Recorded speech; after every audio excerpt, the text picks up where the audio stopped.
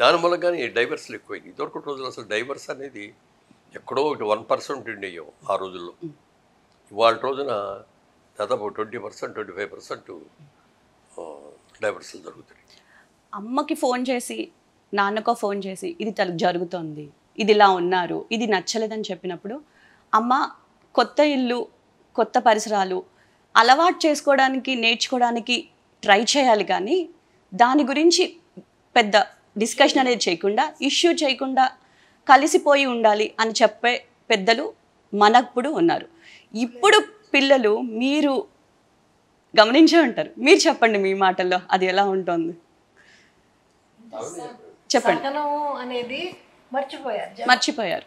పిల్లలు మర్చిపోవడం కాదు, ముందు పెద్దవాళ్ళే మర్చిపోయారు. మీరు చేసి రండి, నేను చూసుకుంటాను ఏదైనా కానీ అనే తల్లిదండ్రులు పెరిగిపోయారన్నది మీరు సమంజిస్తారా? ఒప్పుకుంటారు కదా?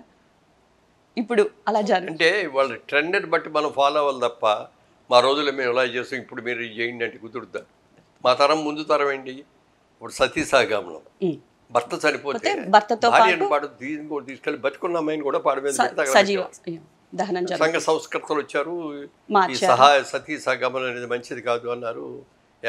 రాజా రామ్మోహన్ రాయ్ గారు దీనికోసం సతీ సహగమనానికి ఎదురుగా పోరాడి దాన్ని మా ఆడవాళ్ళ ఈ మన ట్రెడిషన్ నుంచి తొలగించారు. ముందు నిన్ను అప్రిషియేట్ చేయాలి.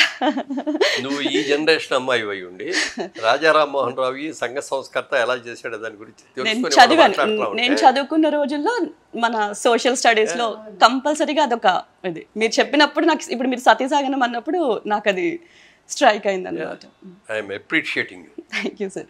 అందుకని పిల్లలకి సరి చెప్పుకోవాలి. డెఫినెట్గా తల్లిదండ్రులు పిల్లలు పెళ్లి చేసుకునే ముందు అమ్మ జాగ్రత్తగా ఉండు, అబ్బాయి ఏదైనా తొందరపడ్డా నువ్వు క్వైట్గా ఉండు, నువ్వు ఏదైనా తొందరపడినా అబ్బాయి కూడా క్వైట్గా ఉండాలి, ఇట్లా అని చెప్తారు.